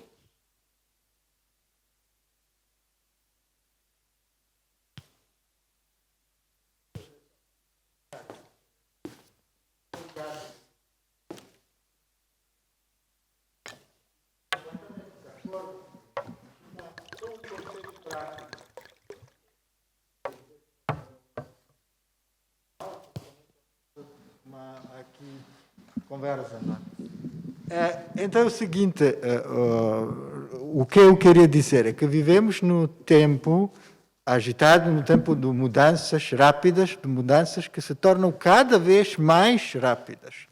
E eu percebo que não é fácil responder a estes todos os desafios rapidamente e da maneira adequada. Isso é que torna-se problema. O que eu acho que pode fazer diferença, o professor, como diretor da nossa faculdade, tem contactos com o governo, tem contactos com ministros, com o ministro da Ciência, com responsáveis no país. Né? O que eu acho que seria bom é que saia uma iniciativa que se cria um coordenador ou um conjunto de pessoas que podem ser mais atentas para essas mudanças que acontecem no mundo e que podem dar certas recomendações para o país em total, incluindo a nossa faculdade, a nossa universidade, poder adaptar-se mais facilmente. É isto que acho que podia fazer sentido, podia fazer diferença, porque acho que Portugal tem grandes potenciais. Eu sou de origem da Sérvia, que é um país que nos anos 80 sempre se falava lá, tipo o BPI do Portugal e da Sérvia era praticamente igual. Quando em 99, depois da crise e da guerra, eu cheguei para Portugal, produto de Sérvia foi só 15% da Sérvia. Mas algumas coisas lá não mudam. Algumas coisas não mudam porque a mentalidade das pessoas, a mentalidade de professores, de investigadores não muda. O professor agora mencionou que há 20 anos que aqui havia poucos doutorados, que isto já é uma inovação para a qual Portugal se adaptou. Entretanto, lá na Sérvia não mudou. Na Sérvia, pessoas têm ainda hoje 30 e 40 anos até conseguir acabar doutoramento, mestrados, simplesmente porque pessoas não responderam a este novo desafio, a esta novidade no mundo. Eu também tive a experiência no Rio de Janeiro, no Brasil, também um país maravilhoso, um país grande, um país riquíssimo, mas, na verdade, tem muitos problemas e não consegue sair disso. Portugal está muito melhor comparando com estes países. Mas é sempre bom olhar para ainda melhores, para o Japão, para a Inglaterra, para a Alemanha, como é que eles lidam com essa situação. Dessa maneira, eu acho que também professor, sendo professor, investigador e também tem suas obrigações na faculdade, pode não ficar atento de tudo isso. Mas pode fazer diferença se alguém no Ministério consegue organizar os estudos, organizar todas as faculdades e simplesmente criar um caminho ou apontar uns caminhos que podemos seguir. Muito obrigado. Obrigado. Olha, eu também, em termos de conversa, devo dizer que eu estou otimista. Estou otimista. Eu, por natureza, sou otimista. Acho que o mundo não se faz de tristezas, nem se faz de pessoas que estão sempre a ver o futuro negro. Uma das coisas que eu aprendi, porque fui daqueles que não tive a sorte de poder fazer o doutoramento cá, fui fazer no estrangeiro, fiz em Inglaterra. E uma das coisas que eu aprendi é que o sistema está lá para ajudar as pessoas. O sistema não está lá para atrapalhar as pessoas. E às vezes eu sentia que o sistema aqui estava para atrapalhar as pessoas. E o que eu digo é, sim senhor, eu posso ter pensado isto durante anos, mas a questão é, há de chegar um momento que se calhar depende de nós fazer o sistema. Eu estou em condições únicas para fazer o sistema. E a minha forma de fazer o sistema é com os meus colegas, com os diretores, com os presidentes de departamento, ouvindo as pessoas e dando resposta a estas questões. Porque o que eu sei é que não há nenhuma pessoa que consiga revolucionar todo um sistema sem ter o apoio de todas as pessoas que puderem ter as mesmas ideias. O meu desafio é desafiar as pessoas nesse sentido. E é por isso que, quando eu me candidatei a diretor, eu disse, há aqui realmente uma situação que é preciso ultrapassar, que é a questão das mentalidades. Cada país tem a cultura que tem, cada organização tem a cultura que tem e tem a forma de pensar que tem. Mas isso também tem que ver com a liderança que tiver. Senão, todas as organizações tinham o mesmo tipo de cultura. E nós vemos que a cultura que existe no Estado de Lisboa, ou no Estado do Porto, ou na empresa A, ou na empresa B, não são todas iguais. Apesar de estarmos todos no mesmo país, não temos todos a mesma cultura. E nós temos uma vantagem, que é somos nova. Nós somos os challengers. Nós somos aqueles que estão a desafiar o status quo instalado. Por isso mesmo temos tantas dificuldades. Mas também é isso que nos faz com que nós façamos essa luta. Porque se nós tivéssemos as condições do técnico, por exemplo, só para dar um exemplo que nós conhecemos bem, porque muitos de nós até vieram de lá, nós já tínhamos adormecido. Porque por cada aluno que eles têm, eles se calhar têm muito mais professores, têm muito mais funcionários e têm muito mais dinheiro. Às vezes, uma das coisas que eu tenho provocado aqui internamente, por exemplo, é a questão das propinas. As propinas são uma parte essencial para nós garantirmos os salários das pessoas. Seja de professores, seja de investidores, toda a gente, funcionários. Quando eu vim aqui falar com a faculdade, quando me candidatei a diretor, disse na altura, o técnico, que é a entidade mais parecida a nós, aqui na região de Lisboa, por cada aluno tem uma dotação orçamental de mais 1.500 euros. E não é que continua a ter. Portanto, para eu ser competitivo com o técnico, tenho que aumentar as minhas propinas em 1.500 euros. Todas. Se eu fizesse isto, o mínimo que me faziam era matar. Porque era impossível eu sobreviver a aumentarmos... Ninguém conseguia sobreviver a isto. Porque há uma história e a história é a que é. Isto não significa que nós não tenhamos de fazer o exercício interno de mudar estas mentalidades. Porque a questão é tão simples quanto esta. Como é que eu posso arranjar receitas quando o meu principal concorrente tem, à partida, mais 1.500 euros por aluno? O negócio está viciado. É um jogo que está viciado. Ou nós arranjamos outra maneira de fazer isto, e como é que nós temos arranjado a maneira de fazer isto? Não promover as pessoas. Somos a escola que tinha mais deficiências em termos de percentagem de professores perto dos 50% de catedráticos associados. Portanto, não as promovíamos, não gastávamos dinheiro. Não contratando pessoas, cada vez que se contrata uma pessoa. Para contratar uma pessoa fora da faculdade, apesar do discurso que se tem, vamos buscar o melhor talento. Mas contratar uma pessoa fora da faculdade é um investimento que nós não conseguimos aguentar. E, portanto, no passado, nos vários concursos que houve, sempre houve proteção às pessoas da casa.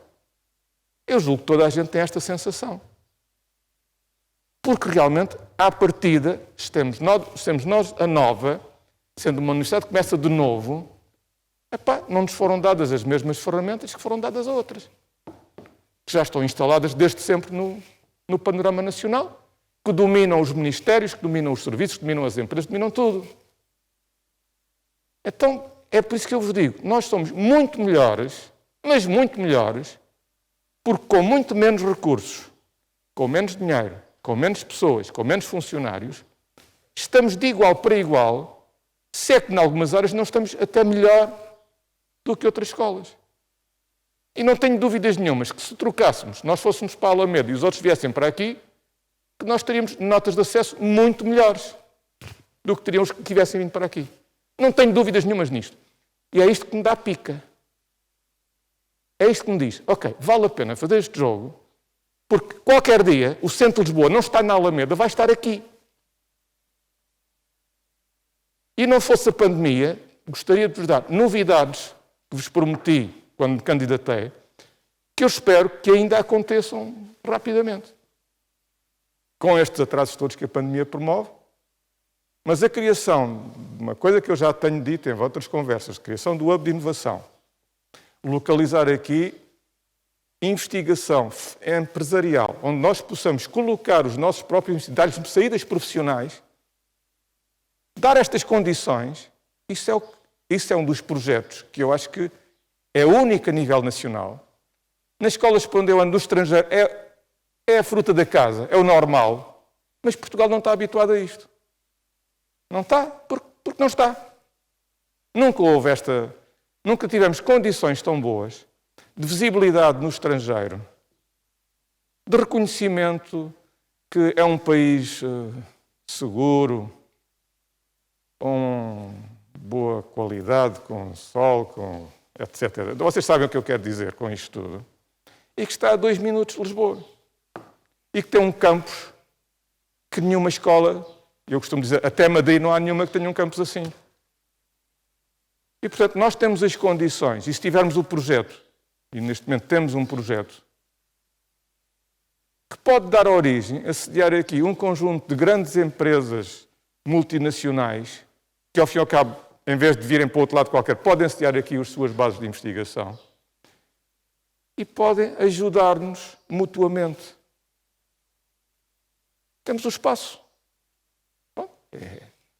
Não vejo que isto possa ter outra saída, porque nós precisamos de aumentar as nossas receitas para fazer face a podermos contratar mais pessoas, melhor qualificadas, se não as conseguirmos produzir internamente, e realmente tornar-nos ainda mais competitivos. Porque eu costumo dizer, o nosso principal objetivo não é nacional, é internacional. É no panorama internacional que nós nos podemos afirmar. Porque nacionalmente, as cabeças estão feitas. Está tudo feito. Portanto, é aquele em primeiro, aquele em segundo, aquele em terceiro, aquele em quarto, aquele em quinto. Nós mentalmente já fizemos isto nas cabeças. Agora, internacionalmente, não está feito. Quando eu vou ao estrangeiro, dizerem que eu sou da FCT, ou que eu sou do IST, ou que eu sou do FEU, para eles é indiferente. O que interessa é o que é que eu posso dar àquele projeto. Aí é que marca a grande diferença. Que mais-valia é que eu posso trazer? Porque, apesar de tudo, nós temos um sistema de educação que, apesar de ser antigo, é mais forte do que muitos países que facilitaram as matemáticas, facilitaram as físicas, facilitaram as químicas E sente-se. Quando nós falamos com um investigador inglês, ou sueco, ou finlandês, nós sentimos que para a Europa de Leste já não diga a mesma coisa. Mas para a Europa Ocidental, nós temos mais valias ainda muito, muito interessantes. Apesar de todo o nosso sistema de ensino já não ser o mesmo que era, sei lá, há 20 anos, em que se dava muito mais ênfase a estas questões. Agora dá-se a outras, mas continuamos a ter uma forte base nas matemáticas e nas ciências de base.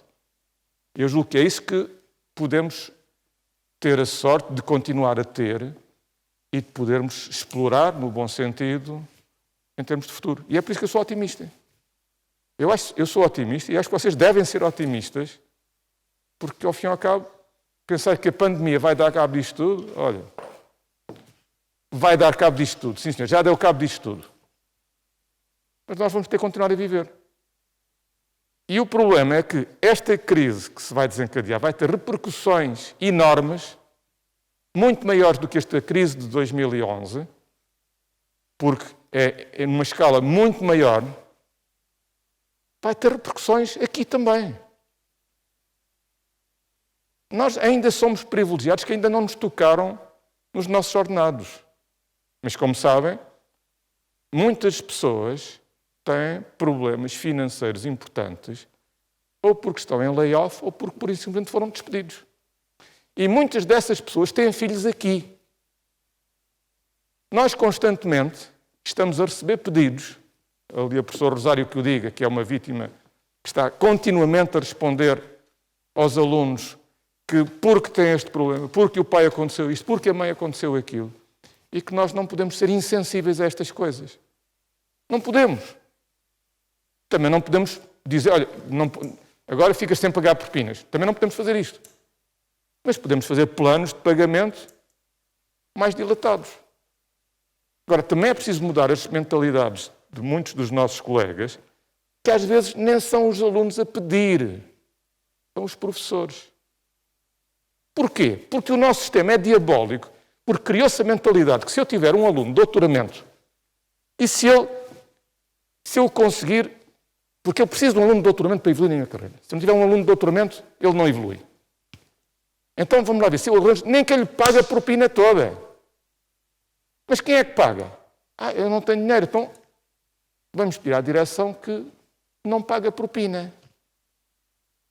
Epá, isto não é, pura e simplesmente, não é execuível. Não é? Sim, senhor, tenho projetos, arranjo-se, contratualize. Nós desenvolvemos um dos subdiretores, foi vocacionado para a transferência de tecnologia. Precisam de dinheiro, vão a uma empresa, utilizem a direção, vamos convidar a empresa para financiar um projeto que paga uma propina a um aluno. Nós somos a única escola que até ao momento não tem financiamento de propinas de alunos. Todas as escolas da Nova têm financiamento de propinas de alunos. Nós não temos. Nós damos ao luxo de ter empresas que fornecemos dezenas de mestres e de doutores e que não fazem um projeto connosco. Porque temos uma dificuldade, em termos, que é histórica, em termos, ao fim e ao cabo, do marketing, porque somos professores e não somos vendedores, e não somos capazes de dizer às empresas, olha, se tu pagares aqui o doutoramento deste amigo, não só ganhas mais-valia técnica, consegues desenvolver melhor os teus produtos e, se calhar, isso até desconta tudo em termos dos sistemas de incentivos, dos sistemas fiscais, e é vantajoso para ti. E, portanto, esta é a conversa que eu tenho sempre que posso com toda a gente, porque é a única maneira que nós temos de conseguir obter receitas valorizando aquilo que fazemos. Este exercício que no passado foi feito e fez sentido ser feito, de incentivar os professores a arranjar alunos de doutoramento e de arranjar condições para que ter doutoramentos é bom. É bom para a escola. Joga bem nos indicadores. Sim, senhor. Mas também é bom que essas pessoas tenham condições para, pegando nisso, quando chegarem lá fora, brilharem. E também é bom que a gente tenha dinheiro à conta disso. Portanto, isto é uma equação, como devem imaginar, que não é simples de resolver. Há aqui muita variável em que uma das principais é a mudança de mentalidade do nosso mindset. E, portanto, há departamentos que fazem isto bem feito. Há departamentos que nem querem ouvir falar nisto. E, portanto, estas conversas também servem um bocadinho para perceber, que todos percebam qual é a situação, porque só falando é que a gente se entende. Eu posso ter uma perspectiva das coisas, porque tenho uma história num departamento que funcionava em determinados termos, e agora tenho uma história que é diferente, que é ter uma visão global da escola, em que temos velocidades muito diferentes de área para área, de departamento para departamento, e às vezes até dentro do departamento, entre vários setores. E, portanto, eu neste jogo não posso ir contra ninguém. Sim, mas posso tentar mudar as mentalidades das pessoas por forma a tentar perceber como é que eu as posso ajudar, como é que nós, com uma direção, com as valências que temos, e é sempre difícil encontrar as pessoas com as valências certas, mas mais uma vez eu digo que tenho uma direção que estou perfeitamente confortável com a direção que tenho, para poder fazer face a isto. Portanto, em termos de conclusão, aproveitem a direção, conversem com a direção, peçam ajuda à direção. Tudo o que a direção pode dar, ela dá. Nós sabemos, há pouco começámos a falar nos projetos e, por exemplo, na Nova Ideia. Toda a gente sabe que as pessoas estavam zangadas com a Nova Ideia porque a Nova Ideia tinha os problemas que tinha. Mas não sei se já perceberam, mas que atualmente não há nada em atraso na Nova Ideia. Não há nada em atraso. Não há atrasos na Nova Ideia. As coisas vão-se fazendo, devagarinho, mas vão-se fazendo. Quando eu digo que não há atrasos como havia antes. Há os atrasos normais. Mas são normais, normalíssimos. Luísa. Relativamente a esse assunto dos alunos carenciados, eu acho que eu vivo com uma grande preocupação relativamente a isso. E é fácil de adivinhar que haverá alguns alunos, se calhar até bastantes, que estão em grandes dificuldades económicas, não só para pagarem as propinas, mas se calhar até para outras coisas. Portanto, a faculdade, evidentemente, que não tem dinheiro nem fundos para fazer face a essas dificuldades. Dificuldades essas que se calhar não acabaram, se calhar não acabam rapidamente, e eu acho que deveria haver alguma preocupação relativamente a isso, arranjar um fundo, fazer apelo a todos os docentes, se calhar a empresas, se calhar particulares, talvez, fazer um fundo para fazer face a todos esses problemas dos alunos, que certamente não são só as propinas, são problemas às vezes bastante piores e mais complicados. Portanto, é um apelo que eu aqui faço, é haver alguma preocupação. Aqui na faculdade há a FACIT, que tem já esse propósito de dar uma ajuda a alunos com dificuldades. Já existia e, neste momento, o número de alunos certamente que veio a aumentar muito aqueles que já estavam a ser apoiados pela FACIT. Portanto, a FACIT não terá muito dinheiro para fazer face a todos esses problemas. Mas eu acho que arranjar uma dinâmica, um movimento que seja um suporte para esses alunos seria bom. Obrigado. É realmente uma questão que o Sr. Reitor diz que ninguém fique sem estudar na faculdade, na universidade, por falta de dinheiro. O que faz sentido, fica bem o Reitor dizer isto. Mas, para terem ideia, no princípio do ano, os alunos candidatam-se às bolsas dos SAS, dos Serviços de Apoio, à Ação Social. E o que acontece é que, por uma diferença de 5 euros no agregado da família, agregado familiar, se tiverem a situação que se punha, por 5 euros, a diferença era entrarem mais de 200 alunos ou menos de 200 alunos. Então, o reitor fez a proposta, ok, aumentamos em mais 5 euros o plafond do teto da receita familiar e assim ajudamos mais alunos. Porque também é injusto uma família que por 5 euros deixe de ter acesso. Mas isto é daquelas coisas. E se for 6 euros? E se for 7 euros? Isto foi ao Colégio de Diretores, aprovou-se. E, portanto, os SAS ficaram com mais dinheiro para fazer face a isto. Quando o SAS fica com mais dinheiro, significa que esse dinheiro provém das entidades que recebem o dinheiro.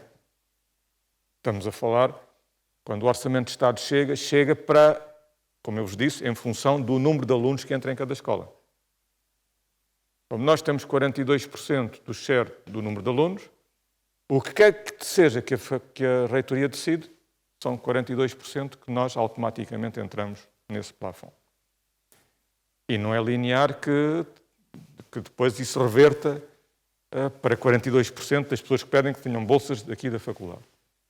Mas isso não consigo dizer se temos mais ou se temos menos. O que acontece? Normalmente o aluno vai aos SAS pedir. Vai ao SAS pedir e se o SAS já esgotou a verba, diz, não temos condições. Portanto, o dizer que ninguém fica por estudar sem ter dinheiro funciona nestes termos. O que é que o aluno faz a seguir? Sim, senhor, a seguir vai às FACITs, vai às várias capelas, vai à Câmara Municipal, vai à Junta de Freguesia, depois vem à faculdade. Não sei por que ordem. Não sei qual é a ordem, se é a ordem toda ao mesmo tempo, se vai por várias vias, não sei qual é a ordem. Sei que é um problema que existe e que o diretor é um. A direção são 8. Mas isto é uma coisa que transcende a pessoa, transcende o órgão. Porque o que eu posso fazer é gerir o orçamento que tenho. E posso dizer, ok, em vez de receber aqui, demoro mais tempo a receber. Porque, por estatuto, não posso perdoar propinas, nem posso dar dinheiro às pessoas. E por isso é que esta intervenção da professora Luísa é importante, porque quando toca à solidariedade, todos somos pessoas. Todos temos que pensar de que forma é que nós podemos praticar a nossa solidariedade. E eu admito que, eu falo nisto porque admito que a prazo, que se calhar não é muito longo, que isto possa ser um problema nacional ainda mais importante. Admito que seja um problema grande. E por isso também aproveito com as palavras da professora Luísa também para sensibilizar aqueles que puder atingir e podemos também trabalhar neste sentido. Porque ao fim e ao cabo são os nossos. Se nós não deixarmos uma boa imagem nos nossos alunos, é que aqui não é uma questão de ser o diretor ou de ser a direção ou de ser... Não, é toda a faculdade. Se nós deixarmos uma boa imagem nos nossos alunos, eles a prazo hão de recompensar-nos. Nós ainda não temos os instrumentos para perceber como é que eles nos podem recompensar. Mas é algo também que temos que pensar nesta questão. Nós tivemos um aluno, e eu em particular investi muito no empreendedorismo aqui na faculdade. Estive durante muitos anos à frente do empreendedorismo. O que é facto é que as mentalidades dos alunos mudaram. E há alunos agora que podem criar a sua própria empresa. Eu não fico satisfeito, quando estou a fomentar um aluno para criar uma empresa, não fico satisfeito em ir lá buscar-lhe dinheiro para ele pagar as instalações que está aqui a ocupar. Porque está no princípio de lançar a sua empresa, vou-lhe cobrar dinheiro. Não, preferia... Não, ficas aí, se tivermos o espaço, e quando for rico, devolves-nos qualquer coisita. Prefiro um negócio desta natureza. Que é o que toda a gente nos ecossistemas mais desenvolvidos faz. Faz-se assim em Stanford, faz-se assim em Harvard, faz-se assim no MIT, faz-se assim em todo lado. O que acontece? Nós fomentamos as empresas, algumas delas estão cá há mais de 10 anos. E continuamos a fomentar, mas não há retorno nenhum. Portanto, às vezes o retorno é zero. E, portanto, porquê? Porque também nunca houve uma filosofia de tornar isto de uma forma abrangente. E se calhar começamos a ter condições para podermos pensar nisto a sério, porque as mudanças de mentalidades dos nossos alunos arrastam os nossos professores, porque ao fim e ao cabo as mentalidades dos alunos são sempre mais avançadas do que as dos professores. Sempre. É na idade dos 20 e poucos anos que as coisas se fazem, não é na idade dos 40 e tais. Os 40 e tais já estamos preocupados com a família, e com os filhos, e com o dia-a-dia, e com as confusões todas. Mas quando temos 20 anos, temos o campo todo aberto para conquistar o mundo inteiro. E é como qualquer investidor, quando aposta num conjunto de empresas, eu tenho os investidores apostam em 100 empresas e sabem que há 90 que não vão dar nada, mas sabem que há 10 que podem dar muito. E, portanto, é uma forma de espalhar o investimento. Nós aqui temos a sorte sem fazer investimento nenhum. Podemos ter aqui muitas ideias que podem ter futuro. Não sabemos se temos, se não. Não sabemos até que ponto é que isto pode ser uma variável que seja importante. Mas é importante que aquilo que estamos a criar em termos de mentalidade nos alunos também se propague aos professores. Que nós próprios também tenhamos a sensação clara de que não vai ser fácil encontrar financiamento nas coisas públicas. Não vai ser fácil. E por isso mesmo, alguns professores até constituíram as suas próprias empresas, as suas spin-offs. Alguns estão sediados aqui, alguns têm instalações dentro da faculdade, algumas no Madden Park. É um ecossistema. Não é crime fazer isso. O que é crime é fazer isso de forma ilegal. Portanto, se nós legalmente, e há a lei que permite fazer isso, não há problema nenhum em que nós possamos utilizar, ao fim e ao cabo, os recursos com as devidas, enquadrado nas devidas leis, com as contrapartidas bem definidas, para podermos evoluir nestas dimensões. Pode ser uma forma de ultrapassar essas questões.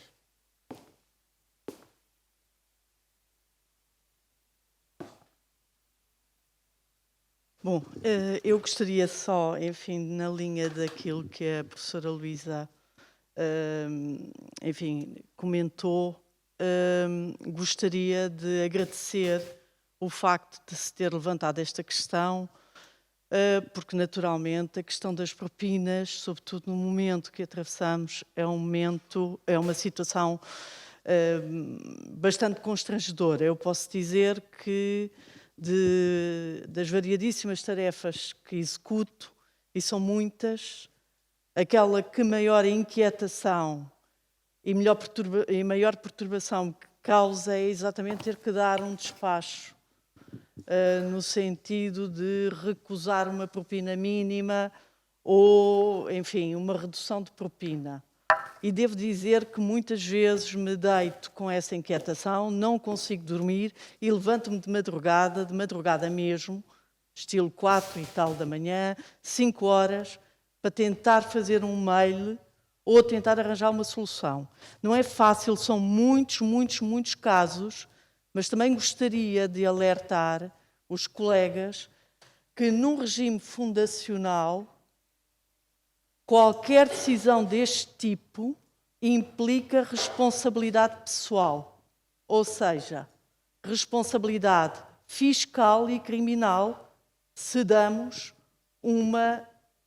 tomamos uma decisão que não está de acordo com a lei ou se sai fora do âmbito daquilo que são as nossas competências legais.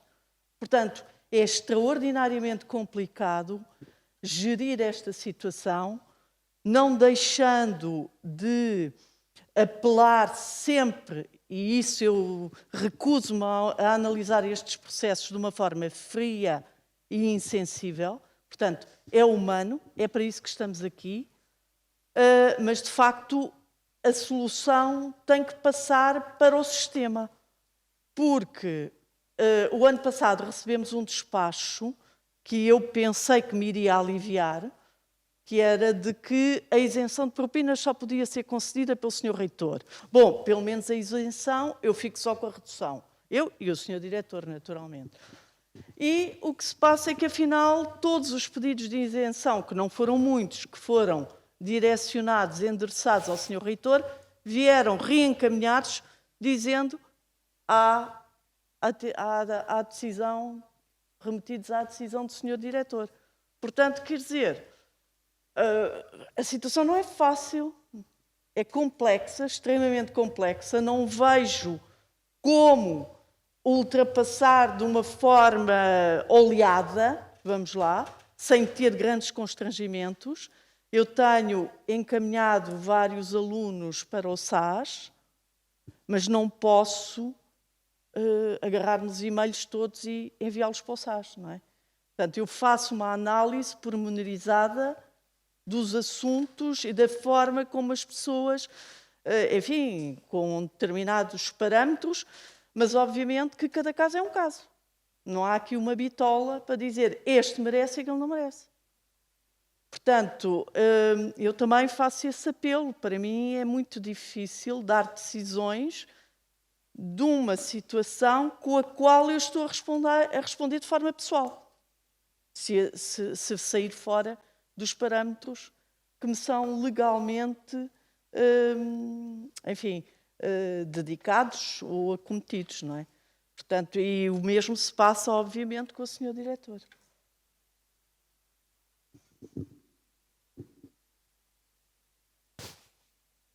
Quem?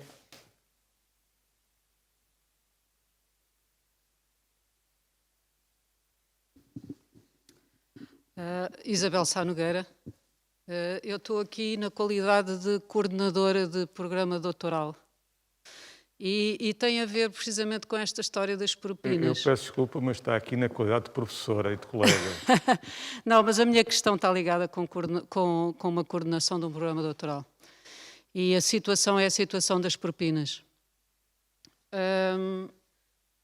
A questão que eu tenho, estou a tentar obter resposta dela já há um tempo. Eu sei que estão muito assoberbados na direção com outros assuntos, certamente muito mais importantes, mas eu tenho que dar resposta a certas pessoas e tem a ver com a história da indexação à propina mínima. Eu vou tentar ser objetiva e tentar desprover-me de toda esta parte humana e constrangedora das situações financeiras que se passam neste momento no país. Portanto, vou contextualizar do ponto de vista histórico o que se passa no programa doutoral em Biologia. No programa doutoral em Biologia, nós há muitos anos que temos, desde sempre, desde que eu cá estou, que temos alguns estudantes, não são muitos, mas são alguns estudantes, que são estudantes que estão em institutos, e eu vou citar um exemplo, que é um exemplo de longa colaboração da faculdade com esse instituto, que é o Instituto Nacional de Saúde Ricardo Jorge. Como sabem, é o Instituto de Saúde de referência. Professora Isabel Sá Nogueira, desculpe interromper. Sim. Eu julgo que sei o que vai dizer, mas também julgo que sabe qual é a resposta. Nós temos protocolos... Não é uma questão de... Eu estou só a pôr aqui o contexto porque eu preciso de saber qual a resposta da faculdade. Não, mas deixe-me eu interrompê-la para dizer o seguinte. Nós temos a faculdade de fazer protocolos com instituições várias. Sim. Temos protocolos com vários institutos politécnicos. Sim. Isto é definido à partida em que condições é que um candidato que venha logo à nascença, na fase de candidatura, pode ter ou não acesso aos nossos programas com que pagamento. E, portanto, o que é preciso garantir é que em todas aquelas instituições com as quais haja uma proposta, mas tem que haver uma proposta do respectivo coordenador, normalmente tratam-se de instituições públicas, que não têm condições de garantir os pagamentos das pessoas da mesma maneira, mas que haja uma proposta que, à partida, defina que vale a pena, porque o que se espera obter daquela instituição é uma troca, ao fim e ao cabo, de conhecimentos e uma troca de mais-valias para os dois lados, e, portanto, pode fazer sentido assinar um protocolo dessa natureza. Sim, eu percebo E, isso, portanto, mas... o que eu recomendo é que, e porque isto está a ser visto por muita gente também, sempre que houver situações deste género, porque há várias, e são todas anteriores à minha direção. Eu julgo que quase todos os politécnicos, porque era uma maneira de nós garantirmos que tínhamos capacidade de influência sobre muita gente, e porque outras escolas também estavam a fazer o mesmo, imagino, isso existe. E não foi descontinuado. Portanto, se calhar faz sentido montar uma coisa desse género também com esse instituto. Sim, mas existe um outro problema, que o Sr. Diretor também falou, quando falou da história das propinas e dos doutoramentos, que tem a ver com os regulamentos da nossa faculdade, e que era bom os professores pensarem nisso também, e que tem a ver com estas situações em particular. Nestas situações em particular, em que estas instituições não podem conceder grau e que os alunos nem sequer a investigação fazem aqui na faculdade, e os orientadores são externos, antigamente existia uma figura honesta que se chamava elo de ligação. Okay? Portanto, a nossa faculdade, a nossa instituição tinha um elo de ligação. Esse elo de ligação, miraculosamente, foi convertido em co-orientador, okay? Que é uma figura desonesta do ponto de vista científico, porque os co-orientadores, eu já fui forçada a ser co-orientadora de alguns destes alunos, para mim co-orientação significa haver um input científico, que não existe neste caso. Portanto, eu sentia-me confortável no papel do elo de ligação, sinto-me muito desconfortável no papel de co-orientador, porque não sou de facto uma co-orientadora. Okay? Portanto, isto traz outro problema adicional, que é um problema da faculdade, que eu tive oportunidade, eu estou aqui a dizer isto porque eu tive oportunidade, quando foi a discussão dos estatutos, já cá estava, os primeiros de todos, não são estes agora, são os outros anteriores, e disse que isto era uma desonestidade científica, mas ficou. Portanto, isso, de facto, deve dar jeito a muita gente, que não é a mim, deve dar jeito a muita gente, de facto, serem co-orientadores destas figuras. Mas isso é uma desonestidade que deveria ser corrigida também. E no caso da indexação à propina mínima, o que o Sr. Diretor me está a dizer é que se deve estabelecer um protocolo com o Instituto Nacional Ricardo Jorge e dizer a eles que, se quiserem doutorar aqui as pessoas, têm hipótese ou não da indexação à propina mínima. Mas eu só preciso de saber se existe essa hipótese ou não, porque o que eu tenho que dar resposta ao orientador, que neste momento me está a dizer é para ficar aqui ou inscrevo noutra universidade, é se de facto é para ficar aqui ou ir para outra universidade. O meu princípio é sempre o mesmo. Transparência para toda a gente saber o que é que se está a fazer. Eu sei que sou criticado às vezes por garantir a transparência e que a transparência pode não ser, às vezes, a melhor aproximação para certos poderes instalados. Mas eu comprometi-me com toda a gente, quando me candidatei, transparência. E para fazer transparência é preciso começar do princípio. Não vamos pegar num sistema a meio e validar aquilo. Não. Vamos fazer... Essa questão do co-orientador é uma situação que eu estou a aprender pela primeira vez. Pensei que estava a referir à questão à outra questão. Estão as duas ligadas. Mas a questão... Eu todos os dias, apesar de estar cá já há 2 anos, todos os dias continuo a aprender coisas. É incrível a quantidade de coisas que eram tratadas de uma certa maneira, e eu acho que vale a pena institucionalizar a maneira de fazer as coisas. O que não faz sentido é, depois de se fazer um contrato com o indivíduo, a meio do caminho, se vir alterar as condições do contrato. Porque o que nós fazemos com o aluno é uma contratualização. Eu prometo dar-te esta formação e dar-te este grau se tu conseguires fazer isto, isto e isto. Isto para mim tem que ser não só transparente, como legal. E, portanto, é nestas condições que eu acho que toda a gente deve interiorizar que nós temos serviços. O diretor não resolve tudo. É que não resolve tudo, não pode ser. há quem chamasse a isto, no passado, um tipo de gestão paroquial. Tudo vai ao diretor. Não, isto tem que ser tratado pelo serviço. O serviço é que tem as competências para analisar cada situação. Se há um contrato que deve ser desenvolvido com uma instituição, deve dizer quais são as contrapartidas para um e para o outro. Ao nível da direção, tem que ser decidido se aquilo faz sentido ou se não faz. Até o momento, nunca nenhuma destas situações foi recusada. E, portanto, é preciso que ela exista. Não é depois estarmos a atamancar com uma solução que não se sabe bem, é para resolver aquele problema daquele aluno, é para resolver o problema daquele professor, é para resolver daquele funcionário. Porque aí é que, em termos de gestão, eu perco toda a capacidade. E passamos a gerir o problema deste e depois o problema daquele, e em vez de gerirmos uma organização, estamos a gerir pessoas individuais. E, portanto, esta é a grande diferença. É nós transformarmos o nosso sistema de gestão num sistema que possa ajudar de forma sistemática a organização no seu todo. Eu não posso dispensar aquele aluno de pagar propinas legalmente. E o reitor assim diz, afinal podes, porque eu autorizo-te. E a seguir vem a lei que diz, olha lá que... Mas porquê é que eu hei de fazer isto? Porque a seguir diz, mas eu tenho que pagar os ordenados às pessoas. Então porquê é que não dispenso também os alunos da licenciatura? E os dos mestrados? Porque só os doutoramentos? Os doutoramentos são mais importantes que os mestrados e licenciaturas? Isto tem que haver equidade. Ok, os doutoramentos são mais importantes porque ainda estamos numa fase ascendente. Porque ainda precisamos de ter mais. Portanto, nós podemos equacionar todas estas questões e todas elas são complexas. Não são simples.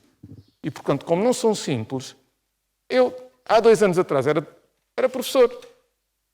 Como qualquer um de vocês, e todas as pessoas que estão na direção, há 2 anos atrás, eram professores. Estamos a apanhar, de repente, com situações que nunca nos passou pela cabeça. Porque cada departamento tem uma realidade diferente. Há departamentos que se batem com a dificuldade de não ter alunos de doutoramento, porque assim que eles estão no último ano, ou 2 anos antes, já estão a querer ir para uma empresa trabalhar. E há outros departamentos que são exatamente o contrário. Não têm condições, se calhar, de empregabilidade fácil e enveredam por outras lógicas. São realidades diferentes. E, portanto, nós aqui temos que julgar. Reparem, eu não digo que isto é uma deficiência, nem que é uma coisa má. O que eu digo é diferente. O Instituto Superior Técnico só faz engenheiros. A Faculdade de Ciências só faz cientistas. São 2 negócios diferentes. Nós aqui temos os 2 negócios, entre aspas. Temos as 2 atividades. E o nosso desafio é com que uma potencie a outra. Essa é a nossa mais-valia. E, portanto, nós podemos ter muito mais hipóteses, julgando com este facto de ter ciências e tecnologia, ciências e engenharia, e podermos, se formos capazes e suficientemente inteligentes, se o diretor conseguir mobilizar as pessoas para esse efeito, e se não conseguir, corram com ele, porque a nossa mais-valia que nós podemos ter é pôr uns a trabalhar com os outros e poderem sair daqui investigações, produtos, desenvolvimentos que sejam úteis à sociedade. Bom, este é um desafio. E é isto que me interessa discutir e conversar, e muito mais do que enverdar agora pelos tricôs das coisinhas. Pronto, mas sei que, pragmaticamente, temos que resolver os problemas que vão acontecendo todo o momento. Mas também quero alertar-vos, do vosso lado, a consciência de que há coisas que nos transcendem os nossos próprios problemas. E há uma coisa que eu aprendi com o anterior diretor, que é a palavra generosidade. Que é uma coisa que, no âmbito dos indivíduos universitários, por tendência, é muito valorizada. Porque há pouca. Mas nós aqui temos a sorte de os mais generosos estão sempre presentes. Sempre. Eu quase que aposto que as pessoas que estão aqui sempre vieram às minhas conversas. E a questão é esta. Nós só conseguimos trabalhar com aqueles que estão disponíveis. Com aqueles que não estão sistematicamente a olhar para isto como sendo uma coisa interesseira que só diz respeito a mim. Não, nós temos que olhar para isto de uma forma abrangente. Senão, o diretor também faz pouco. Se não conseguir fomentar ainda mais o intercâmbio e a interajuda e descobrir outras coisas que sejam possíveis de fazer, é tudo muito mais difícil. Por isso, é este um bocadinho a minha conversa. Agradeço a vossa colaboração. Os que conversaram mais, os que conversaram menos. A Isabel ainda quer conversar mais. Não, é só um comentário. Eu vim a correr porque eu estava a ver online. Tentei levantar a mão, mas parece que não funciona. Não, isto aqui Não é dá só para com... fazer, não dá para é só fazer com as duas perguntas mãos. online. É só uma pergunta, é que não dá, pois não? Dá? Não dá. Ok, está bem, pronto. Eu não sabia, por isso vim a correr do gabinete. Estava a ver online. Ok, muito obrigado. Senão, eu acho que uma conversa deve ser... as conversas são como as cerejas, não é? Vão-se comendo e vão-se... Mas eu devo alertar-vos que há colegas nossos que estão na plataforma e dizem as boas regras que uma sessão não deve ter mais do que 40 minutos. Pelo mesmo motivo, as aulas também, à distância, não deviam ter mais do que 40 minutos. Portanto, por outro lado, como não há trânsito nas plataformas, também não é preciso chegar atrasado, não há justificação.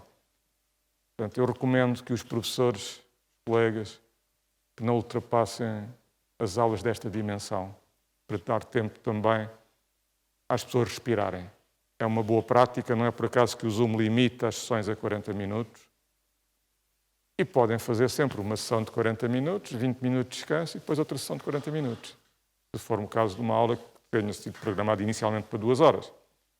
Mas eu julgo que isto são coisas que estão a ser trabalhadas pela equipa que está a fazer os programas de formação e que já terão tido muito mais do que eu informação sobre isto, porque eu, ao fim e ao cabo, não consigo ter o privilégio que é o que seria o normal para os professores, que é dar aulas. Nos últimos 2 anos, as minhas aulas têm sido muito limitadas. E por isso mesmo, como nós estamos cá, é porque gostamos de dar aulas. Eu estou com falta de palco, não tenho ninguém que me ouça e digo-vos que a melhor experiência da minha vida é falar para ecrãs. Não gosto de falar para ecrãs, provavelmente ninguém gosta de falar para ecrãs, mas é a realidade e paciência. Agradeço a toda a comunidade a forma estoica como conseguiram agarrar este semestre, a todas as pessoas que também estão à distância, que fizeram mais este esforço. Agradeço a todos porque o vosso trabalho é importante e foi espetacular para toda a escola. Muito sinceramente, eu estou muito sensível à forma como todo este semestre correu. E a faculdade, a escola, tem que agradecer pelo vosso empenho e pela vossa dedicação. Muito obrigado a todos.